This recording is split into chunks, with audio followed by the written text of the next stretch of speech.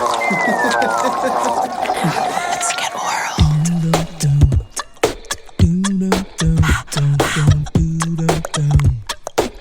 Let's get oral.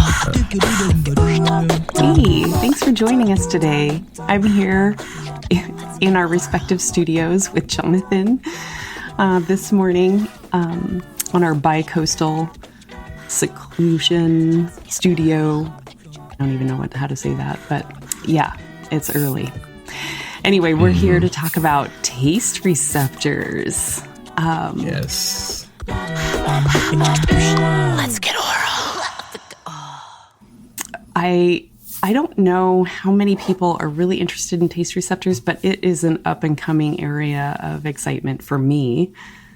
I know, Jonathan, you've been interested in taste for some time, but maybe the biological aspect or the opportunity space for health has been maybe not as pertinent to you. Tell us about your journey? Yes, I just coming out of the gate, I am a fiend for sweets. So all the desserts and pastries and just sugar in general set the stage for me taking a deep dive into sensory-driven experiences, especially when it comes to food and beverages. But I particularly took more of an interest on the science side of taste a little bit before grad school, because it was very clear to me as I had more persistent dental checkups and follow-ups due to having more and more cavities. My siblings, who I grew up with the same diet and environment for the most part, they did not have cavities. And I was really interested in how we had such different oral health outcomes. And so that was really the beginning of this new journey, both as an individual, but particularly as a research scientist, to make a better understanding of this link between my choices, my health outcomes, and the role taste plays in that. You want to tell us? You hit on some really good points there with oral outcomes, because I have so much to say about that. But then you also have your bitters company, which is a whole other take on taste. Absolutely. And so another thing that was surprising to me is, even though I am such a sweets-driven person, the more I experimented with bitter foods and then learning more about bitter compounds and the role taste plays with how we perceive them, that really expanded my culinary horizons in more ways than one. And what's so fascinating to me, and I think also for Camille here, is how underappreciated the role bitter taste reception and perception plays in oral health outcomes. And this is beyond talking about things such as caries or even periodontitis. Absolutely. No, I can't wait to see where this research takes us. But first, let's dive in. I know for myself, I've been looking at different actives and compounds throughout my oral health career. And I had never really considered taste other than maybe to have an acceptable flavor, something that people don't mind putting in their mouths. And certainly, over the history of taste receptor research, we've really concentrated more on safety of our foods. So like bitter receptors are traditionally spoken of as a way to discern a safe food from a not safe food. But it turns out that within the last 10 to 15 years, taste receptor research is really providing a new vista, a new horizon, because our taste receptors are interacting with our microbiome. They're eliciting immunity in some ways, and they definitely are affected by psychology, the way we think about foods, the way we respond to foods. So there's this intermingling that is really fascinating. I think the way I started to put it together with oral health was this 2019 paper out of the Mon-El Center in Philadelphia. They've been studying taste receptor activity for like 50 years. And they had been looking at mice specifically deficient in a taste receptor signaling molecule. So a way that allows us to signal our receptors to make them active or not active. And they showed that in this mouse model, using a periodontal disease induction method with ligature, so they tie a little piece of string around a tooth in the molar region and test what kind of outcomes occur. And so the mouse deficient in that taste receptor signaling ability had significantly different oral microbiome that was associated with accelerated bone loss.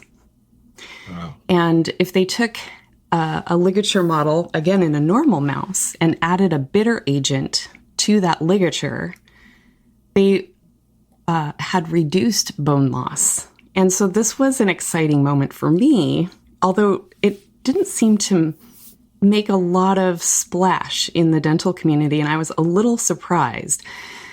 But there's a slow, small trickle of publications coming out around using bitter agents to test out health outcomes. And all of these are really in the animal model so far. So I don't think I've seen anything in humans. Have you? I have yet to see anything in humans, but I feel like we will start to see such studies and just larger debate in the coming years. And I think that's I think that there's very some provocative for some practitioners. Absolutely. I'm so excited. Okay, so I'm going to launch into a bunch of taste receptor discussion, but I'm going to start with kind of how I found out my own taste receptor activity. And because I think, out of the gate, when you're a kid, you don't really think about how your experience could be different from your brother or sister or friends or family. You just think we're all eating food here and we all perceive it relatively similarly. And it wasn't until I was sitting down with a bunch of friends. I must have been in my early 20s, I think. And we sat down for a big old pizza, and somebody had requested fresh arugula. And I thought, ew, why are we putting effectively lettuce on a pizza? That doesn't make any sense. This isn't a salad. I'll have my salad separate. And they all looked at me like I was a little off and asked me what I thought arugula tasted like. And I said, lettuce, just plain watery lettuce. And they proceeded to tell me that it actually had a different flavor for them. And I started to really think about my perception versus other people's perception. And later, when I was doing a healthy challenge with a coworker, we were required to do some educational pieces to fulfill our healthy requirements to compete in this healthy challenge at Fred Hutch Cancer Research Center. And it's just an employee-driven competition. It's mostly for fun, but I was very competitive. So naturally, I was taking it very seriously. Anyway, they had us come in and talk about our taste perception, and they provided some test strips so that we could evaluate how we perceived bitter. And the person that I went with, he's a really big avid climber, really big guy. And he knew he was a super taster. And I knew that I couldn't taste arugula, but I wasn't sure about much else. Anyway, we got our taste slips, and we each put them in our mouth. And my perception was that this is paper. I've just put paper in my mouth, and I'm not impressed. And I look over at my dear friend, and he has tears in his eyes because it is such an abusive taste for him. And wow, this was a really provocative difference in how we each experienced that moment. And I want to say like 4 hours later, he was still very affected by that experience. And so I am what we now refer to as a non-taster, it turns out, and he is the super taster. So we had both ends of the spectrum. That's fascinating. Yeah. I would love to see you test your family members to see if they have differences from you in bitter. I know they probably have some sweet differences. I know there's maybe some commingling that happens between those two receptors. Oh, it is definitely interesting. I actually did this exact test with my family when we were all together a few years ago for the holidays. And I was actually surprised by each of their reactions because I hypothesized that we would all be quote unquote normal or non-tasters. However, my older sister and I, when we put the PC paper on our mouths, it was, like you said, tasted like paper. Whereas my baby sister felt like I'd committed a crime against her mouth. She just spit it out immediately and like genuinely got upset. And she's like, this is disgusting. Like, why would you give this to me? And my parents, yet granted, my dad's interesting when this comes to food in general. So he just didn't seem to care. He's like, it's paper. And my mom was a little bit more sensitive, but not to the degree of my baby sister. So Wild. I would love to do just a combination of more taste-driven tests and also some genetic tests to see if I could make any connection or correlation between their genotypes or their genetic makeup and why my sisters and I, and also my parents, have these differing perceptions to these bitter compounds. Yeah, although I'm thinking of the taste test that you can get on Amazon that has the 3 different taste strips to kind of evaluate a normal taster versus a super taster and so on. But I don't think your sister is going to allow you to test on her ever again. We'll just call her a super taster and move on. Exactly. I'll have to cut some pieces up and sneak it in their ice cream or something. Oh, man. An audience, please don't do this. No, don't. I definitely. Oh, man. These poor super tasters. It can't be fun. I don't know.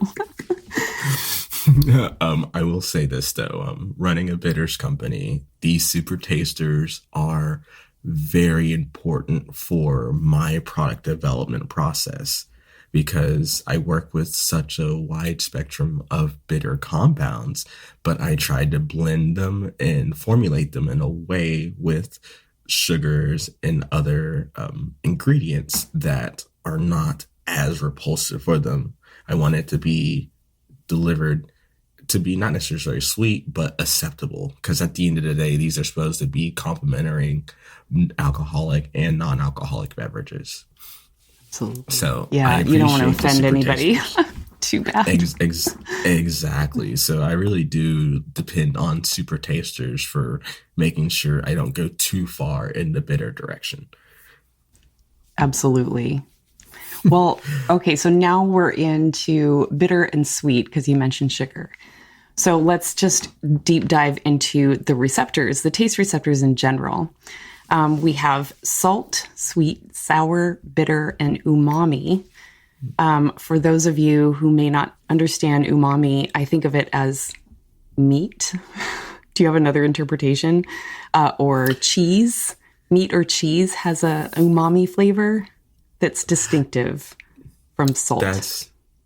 That's a good way to put it. I kind of think of it as like a pairing of salty and fat, even though we don't. Even though they might be separate. Exactly. And I say that because we still don't really understand our taste and perception of fat itself. So that's still to be determined. However, as you said, when you think about umami, you think of meat. And so that's why the salt and fat connection has come to mind for me. Right. Although it seems as though, excuse me, the salt has a different kind of taste application. So most of our taste receptors, we have what's taste 2 receptors, which are affiliated with the bitter compounds, and we have 25 of those. The sweet receptor, it's really just the T1 receptor, but it intermingles with T1R3 and T1R2. I don't want to get too deep into those details, but just that there's a commingling of receptors that happens. The umami is also in the T1, but it's R1 and R3. So it's slightly different than the sweet, which I find fascinating. You would think that there would be a little, I don't know, flirting with bitter. I don't know, something else going on there. But the sour receptor is not a receptor at all. It's a potassium channel. And then the salt receptor is a salt channel, sodium channel. And it's actually on the apical membrane of some of our taste cells. There is a theory out there that CD36 is associated with a fat sensing gene, but TBD, we're still learning a lot about how we sense fat. There does seem to be different perceptions of what fat can taste like for people. So there, again, a lot of active research, although somehow still not enough. But absolutely, with all of these different receptors, 25 bitter, but 1 sweet, 1 umami, 1 sour, 1 salt. Bitter is kind of where it's at, where we maybe have a lot of room to finesse our receptor engagement activity. And for a very long time, there was an assumption that taste was really all about our tongue, but it turns out, no, actually they're all over, basically throughout our mucosal airways, your GI tract, intestines, basically anywhere with a microbiome, mouth, throat, intestines, brain, bladder, upper and lower respiratory tract, breast cancer cells, ovarian cancer cells, neuroblastoma cells. And all of this taste receptor activity can mediate a bronchodilatory effect in the human airway. And this has implications for asthma and COPD. Certainly there has been taste receptor research in asthma that's pretty compelling. And all of this is really landing in those 25 bitter taste receptors that we were discussing. The bitter taste receptors can actually have a negative impact on our sugar homeostasis or our glucose metabolism. And so there's a lot of attention in the diabetes research arena. Jonathan, I know you did a little bit of a deep dive in this. Can you speak to that? Yes. So as Camille elegantly described, while the bitter taste receptor family is pretty diverse with over 20 different types, the sweet taste receptor family is very homogeneous, for lack of a better phrase. There's really not much diversity, but that does not mean that they are limited in their ability to sense or detect compounds. They are able to detect not only natural sugars like sucrose, glucose, and fructose. This one receptor is also able to distinguish and differentiate between your non-nutritive sugars, such as sucralose and stevia and some of the other quote unquote fat-free sugars we find in a lot of our foods out there these days. That is so interesting. Can you speak a little bit to so I think a lot of us just assume that those non-nutritive sugars we just don't process, but it sounds like they're tickling a receptor. So how are we affected by them? That's a great question. And so while in theory, these non-nutritive sugars don't add any nutritional value to our diet, that doesn't mean it does not signal to our body that there should be a cascade tied to glucose and sugar metabolism and maintenance. And so you can imagine for those who are either genetically or biologically predisposed to, say, have diabetes or even parallel inflammatory diseases, such it impacts their long-term health if they become dependent on non-nutritive rich diets, thinking it can help regulate their sugar intake in a healthy way. And it actually seems like it might be the opposite over time. And so there's just so much more to be better understood between the relationship. I do recall seeing how we perceive some. this. Sorry to interrupt. I do remember seeing some research that showed that our bodies still reacted to these non-nutritive sugars in a way that spiked our glycemic index in a specific way. But I wasn't sure what to make of that. Yeah, that I think is the big mystery. And I think it's fascinating that it's been overlooked all these years, because obviously diabetes is, a very prevalent disease and metabolic disease that's been impacting us for decades. And right. And now Alzheimer's is considered like the type 3 diabetes, which raises some additional concerns around, the impact of what we're doing to our bodies and what we're feeding our bodies long term to have this accumulation and dysregulation up into old age. Absolutely. And so it's going to take more effort, quite frankly, to better understand how the role, particularly not just the sweet taste receptors, but our taste receptors altogether, both in the mouth and throughout the rest of the body, what roles they play with managing our glycemic index. And something that was also recently discovered and discussed in the scientific literature is also the interplay between the sweet taste receptor and the bitter taste receptor family. And this is also something that was very fascinating to me. For example, I can't remember if it's sucralose versus stevia. These are two very common non-nutritive sugars. However, if you were to consume one of them, they are able to activate both your sweet receptor and one of the bitter taste receptors in tandem, which impacts the magnitude of your glycemic index differently than those who ingest stevia, which, if I recall correctly, only engages your sweet receptor, but not any of the bitter receptors. Interesting. And again, that's something that's been overlooked for many, many years, because we typically just associate sugars to sweet, bitters with bitters, and there's no engagement between those two families.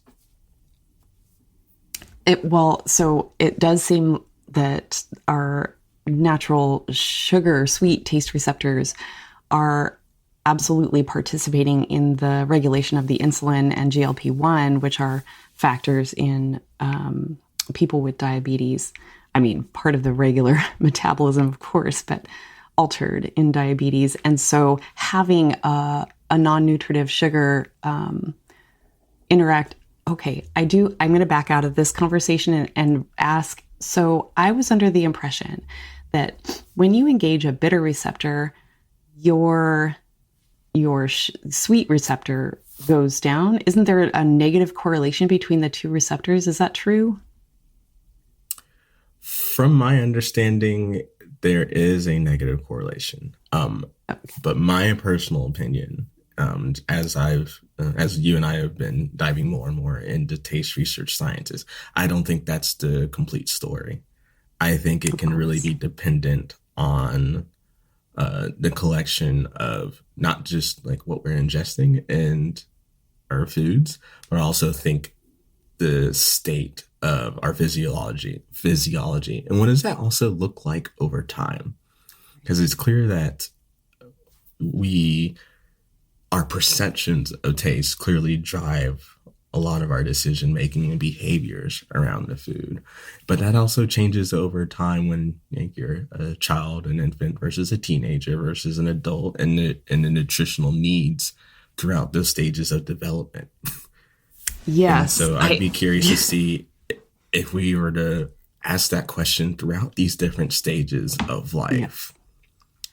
I think What that's does that story look definitely like? something to consider. I was looking at, if we can change our diet, do we see a difference in taste receptor activity? Is there something to be had there? Can we taste our way to health, basically, is my question. And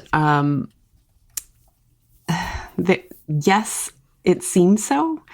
But there are some animal studies where they are looking at different diets, like fat-laden, high-fat diet versus a cholesterol-lowering diet, which is rich in bitter compounds, versus a fasting diet. And it was really confusing because there were differential receptor engagement activities, but they I think fasting and the bitter diet definitely upregulated the bitter receptors, but upper versus lower intestine. So it wasn't consistent around where it was being engaged, which I think is interesting. So there's like a lot of nuance here that is yet to be uncovered. And so, again, this is an active frontier for researchers to get on board. I did try to drive a taste receptor research category in Frontiers magazine, hoping that they would take on a segment, but there really isn't even enough people to recruit because there's so few people doing this research. So I encourage anybody who's a scientist listening to expand their repertoire. Do more taste receptor research, please. And then there was, conversely, I was looking at diet research for oral health.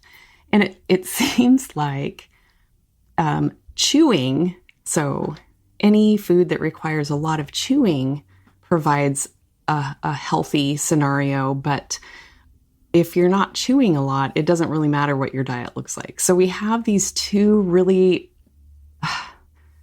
very different pieces of information. One is on taste receptor, which I think is going to have a lot more to do with our microbiome engagement than our diet engagement.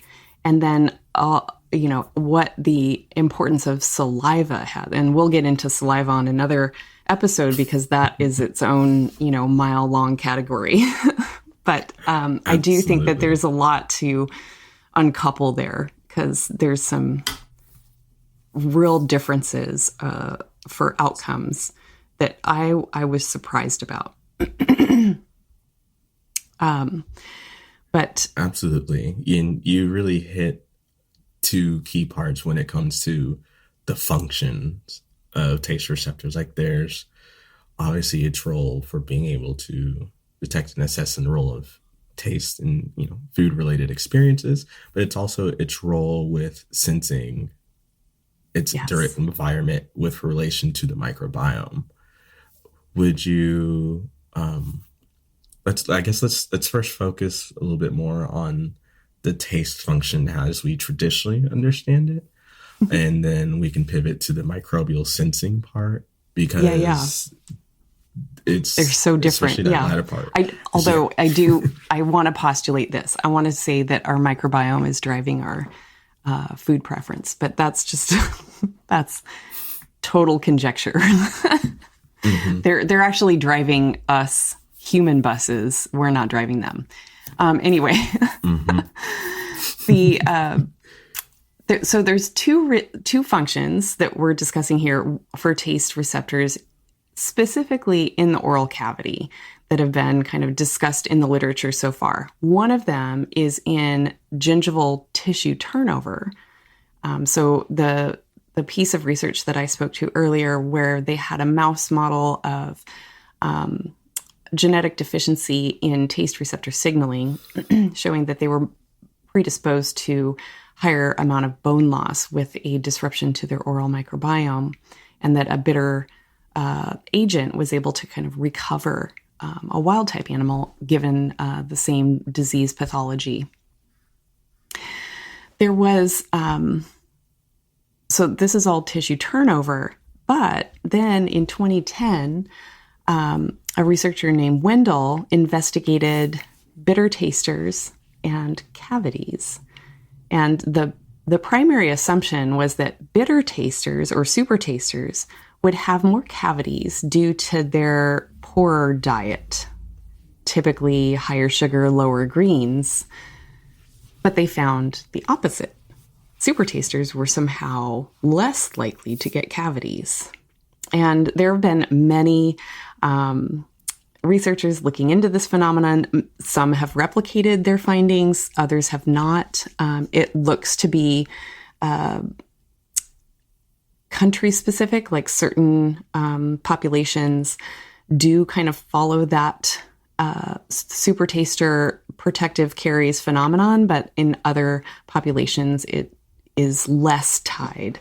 And so there's this taste receptor genetics versus diet versus preferences. And so you could think that where you are raised, what kind of food you're exposed to, what kind of environmental factors that exist, all are participating to some level. But to get at some of these behind the scenes questions, there was a study done in Korea, which had 3,500 people that were categorized into non-tasters versus super tasters. And they found in that study that the non-tasters actually consumed more fruit and had higher BMI or body weight than the super tasters, which was the exact opposite of their assumptions. And so this brings me to when, as a non-taster myself, when you only taste the sweet, what's to stop you from eating it? Like, I can't taste bitter melon. It does taste like nothing. It's a mushy substance in a dinner that is not offensive, but is not, engaging. So I'm going to say it's boring. It's going to sound really offensive to your sister who can't not taste that bitter. But anyway, I can start to understand and appreciate the nuance of this discussion. I certainly, have kale in my shakes, but because it doesn't bother me and it's supposed to be healthy, like, sure, but do I seek out these moments of bitter? No, I can't taste them. Mm-hmm. So there's a lot of, psychology and nuance to this taste receptor research that is perplexing. Absolutely. And it's the results from that Korean study too, with between the non-tasters and super tasters, it definitely matches up with my sibling experiences. And my baby sister, who's the super taster, she's the one that, as of I understand, has never had a cavity. Why? Unfair, even. It really is. It really is. But again, I'm gonna have to revisit. And I want to say I have a little bit of skepticism, but it matches up with what these results are showing too. And I'd really love to just understand more how the role our oral microbiome can play a role in this too. And so let me take a step back to kind of lay the playing field. We've been talking about primarily bitter taste receptors and sweet taste receptors, in this case when it comes to our diets. But as Camille alluded to earlier, we are a school bus driven by the microbes. And when you get beyond the oral cavity and think about taste receptors in other parts of our body, such as our airways and our intestines and whatnot, you can start to appreciate the role taste perception or sensing plays in immunology. And that's where the intersection between the microbiome and our own taste experiences and health become very, very dynamic. So I'll first quickly talk about the role sweet taste receptors play in microbial and metabolite sensing, because it's not near as robust of our understanding and field compared to the bitter side. So when it comes to our sweet taste receptors, they seem to have an inverse relationship with how bitter taste receptors are engaging with our immune cells. And from a recent study, it seems like sweet taste perceptions, either from natural sugars or from sweet tasting metabolites produced by oral bacteria, they can downregulate pathways that then lead to our innate immune response to not be as proactive. And as you can imagine, if that is happening over time, that can then lead to outcomes where certain oral pathogens such as Streptococcus mutans, or those also involved with creating caries, could then go unchecked. Whereas on the bitter side, you have this inverse regulation where whenever our taste receptors on our immune cells are able to detect bitter compounds, whether it's homoserine lactones, which are a metabolite produced by Pseudomonas aeruginosa, one of the most prevalent and serious pathogens out there. It's able to actually activate a cascade of pathways that tells our immune system to be on the lookout for pathogens such as Pseudomonas, which can then help maintain healthier outcomes over time. Is that P. aeruginosa? Is that the one that is associated with CF? Yes. Okay. Which would be effective in the airway, mucosal lining of the lungs, basically. Interesting. Exactly. And I'm really curious to see, as we're in the COVID era of humanity, I would love to see what the research looks like when it comes to the role bitter taste receptors play with the virus, quite frankly, and how that also can impact our susceptibility or lack thereof to COVID. Absolutely. Well, there's so much to unpack there. I mean, we think of COVID, or at least, going back to the conversation with Purnima, where we kind of spoke to COVID infections and role of the oral microbiome. Is there a true connection there, or is it something different? But taste receptor function, certainly the taste receptors are involved in responding to fungal, potentially viral, and certainly our oral microbiome. That is all so much to try to decouple. But yeah, I think that is interesting. I do want to say that there is a COVID paper with taste receptors, but I, at this point, am forgetting what the message was. But yeah, we'll so you brought up notes of this. Yeah, exactly. So you brought up S mutans. So streptococcal mutans. I have so much to say about calling it a pathogen. So yes, it is a pathogen. We think of it as, inducing caries or being part of the caries pathology, i.e. giving you cavities. And certainly there is a correlation, there's a connection, true mechanisms behind that. But I do want to say in the bitter receptor category, I'm looking at it as a potential benefit, and I'll tell you why. Strep mutans provides a quorum sensing molecule to one of our bitter taste receptors that decreases the internalization for Strep aureus, but not mutans. So in this scenario, Strep mutans is providing a benefit, preventing your body from internalizing Staph aureus. Wow. And this has implications for like MRSA infections, I believe.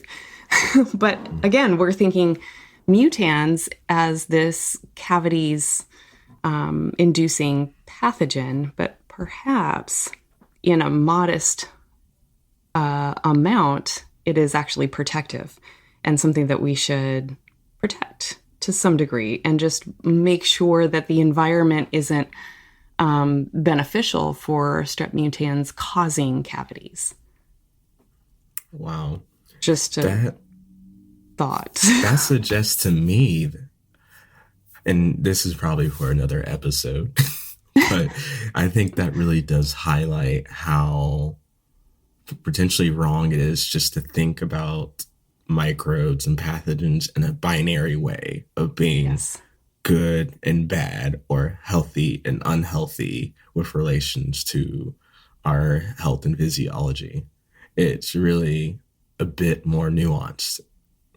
Yes. I always cringe at the oral health vaccine papers that try to eradicate certain members of the oral microbiome, because I think, well, wait, I don't think we know enough to be able to do that. And in fact, within the last, I'm going to say 7 years, some research has been showing up around chlorhexidine use and the detrimental impact to the oral microbiome. So let's back up 100 degrees and talk about signaling with our taste receptors actually requires nitric oxide to be able to engage and make active this relationship between our microbiome and our taste receptors. And chlorhexidine has been shown to inhibit not only nitric oxide producers in our oral cavity, which leads to an increase in blood pressure because all of it's related, and has been shown to increase mortality in intubated hospital setting. And I mean, I'll leave all of these references in the show description, just for people to be able to peruse. But not only that, but when I look at chlorhexidine as far as taste receptor research, it shows that chlorhexidine is actually blocking those taste receptors and preventing that nitric oxide interaction. So is disrupting the pathway just simply preventing our mouths from being engaged with the oral microbiome such that we lose key species that are important for our overall health? Like, I have so many questions, and there's so much to be done in this space. I'm really excited, but also I understand, I feel like there's only 3 research centers taking this on seriously. One is in Canada, one is in China, and one is in Philadelphia. And I don't think they have enough scientists. I think they should hire more. There's so much going on here, and we need some answers, especially since if we've been broadly using antiseptic oral hygiene methods for the past 50 years, 70 years, what is the impact? Is it, is this why we have diabetes? And I say diabetes because there was a mouthwash study showing that people who used over-the-counter mouthwashes were more likely to progress from pre-diabetic to diabetic during, I think it was a 3-year study. And they eliminated all sorts of other risk factors that could potentially explain this phenomenon. It did seem to land on the mouthwash specifically. And so just long-term use of any antimicrobials daily over the course of a lifetime could be like more impactful than we have previously considered. And I don't think that we've given enough thought to redefining how we do oral hygiene at home. Wow. Scary? So many thoughts and feelings when you hear what you just presented, and that was done very elegantly. But it does beg the question, thinking about our oral health hygiene and repertoire of tools. I want to get back to one of the questions we had at the top with that in mind. So I think I know the answer, but I want to hear it again. Can we modulate our receptors in the name of health? And if so, what does that mean when it comes to our oral health hygiene and mechanisms that we have at home? It's such a great question. So again, looking at can we kind of taste our way to health is how I reposition that question. And it does seem like the diet research for oral health shows that there is a benefit. Improving diet can benefit your gut microbiome, but there is a feedback loop that can improve your oral microbiome subtly. Does diet directly affect the oral microbiome? Maybe, maybe not. But certainly lots of chewing, and again, that's a saliva issue. I think that saliva has a lot more to say about how we regulate our oral health functions. And again, that may be 5 different episodes as we uncover more. But I think that there is hope and possibility. Certainly the animal research is showing that if we use bitter tastants, it does seem beneficial. So do we start making spinach toothpaste or arugula toothpaste? I mean, I'm game. I don't care. That doesn't affect the way I perceive toothpaste. So. I was just thinking of all the parents out there listening to this with children who are struggling with getting their kids to brush their teeth regularly. It would be a happy spinach, like a cartoon spinach. Oh, wow. That's amazing though. Like I can't wait to see how this particular domain of oral health research and the technologies that will translate from this work, like what does that look like 20 to 30 years from now? Like it's going to be a whole different ball game, I think, in my opinion. It just seems like it's going that way. So one of the other pieces that when I was looking at the regulation of these taste receptors is changing the diet can affect the expression of the whole taste receptor system, bringing up tolerance mechanisms. So I likened it to my relationship with caffeine. I love coffee. I love caffeine.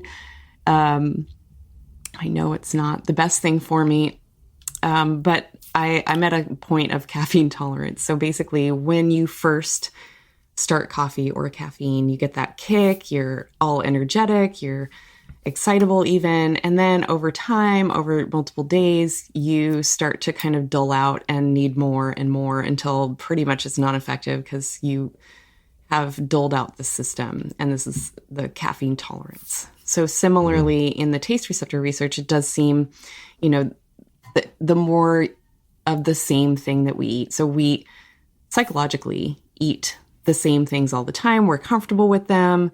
We know what kind of nutrients we're going to get from them. And we habitually eat the same things all the time. And this can create a tolerance mechanism that the research indicates that this may lead to overeating.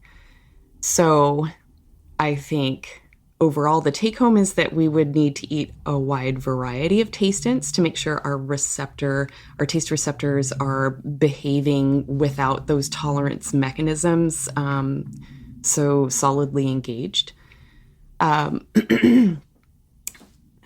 There's also another level of immune crosstalk that could be regulating these taste receptors, and that is there is a lab at University of Pennsylvania who's studying the the taste receptor engagement with toll-like receptors. So toll-like receptors are another, we call them part of our innate immune response, where they can tell our bodies that there are specific bacteria around, but there's some indication that taste receptors can collaborate with these toll-like receptors.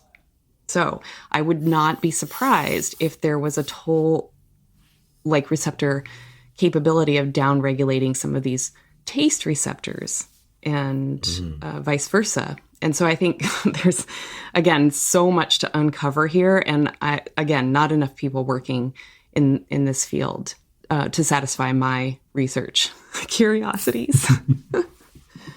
We're going to have to get on that. Maybe we can start our own taste institute.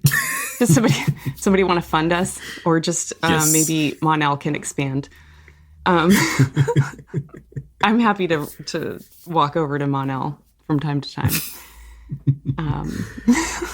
Wow. This is... I wanted to pop back in to give a few last words on the subject of taste receptors.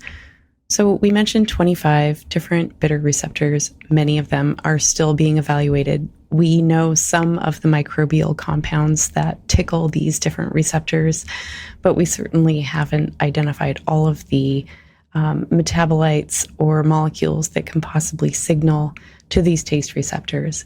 And yes, there is evidence that utilizing bitter compounds can affect health in a positive way, both in the oral cavity, in animal models, as well as the upper respiratory tract in animal models for asthma, for example. So this is all very exciting. We understand some of the mechanisms involved, but we don't understand the tolerance mechanisms of utilizing these types of treatment long term, and how many people will benefit, because we did mention that specific populations are more affected than others, it seems, in these different pathologies.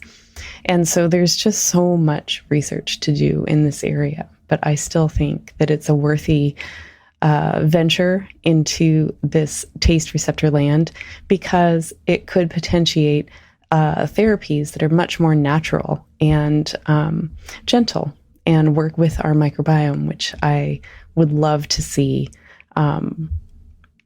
impact the oral health genre of medicine, because I think we need new tools desperately. I'm really happy that we were able to chat about taste receptors in this way, because while it's still relatively new, I feel like there's so much more to be discovered, and I hope that it's able to touch people in the audience and beyond to have them probably be a little bit more mindful with their next meal, because there's a lot going on beyond just the perception of sweet versus bitter. And I think it's very exciting time to be in the taste research realm. Absolutely. And I'm looking at you, bitter toothpaste, to save us all.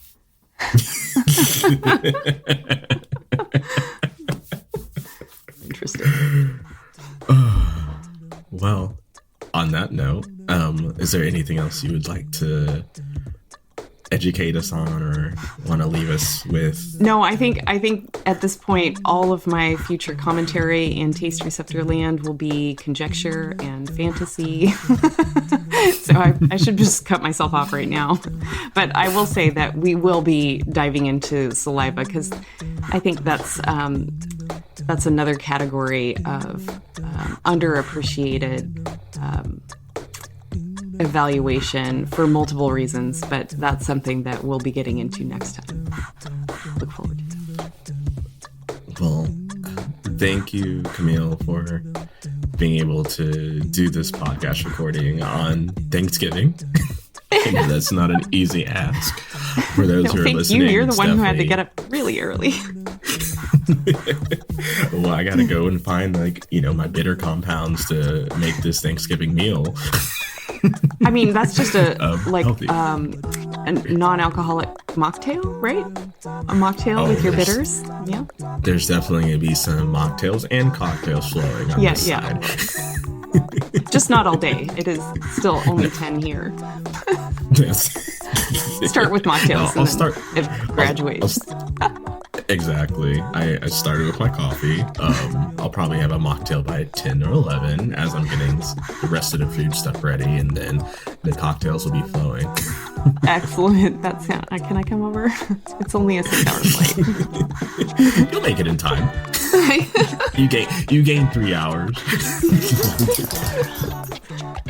All right. Well, I look forward to talking to you about saliva, and until then, let's go masticate our way through this turkey day. Yes.